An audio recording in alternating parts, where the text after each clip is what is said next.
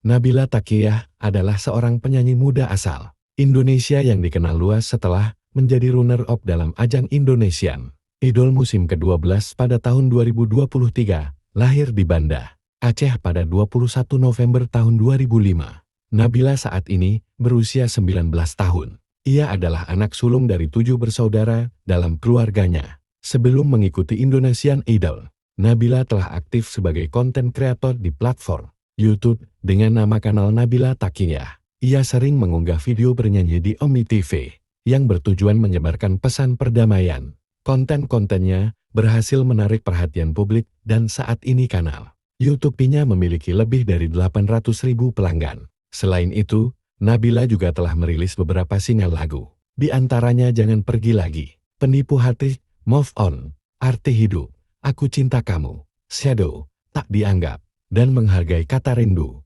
Perjalanan Nabila di Indonesian Idol membuatnya semakin dikenal luas. Penampilannya yang konsisten dan suaranya yang khas berhasil memikat hati juri dan penonton, hingga akhirnya meraih posisi runner-up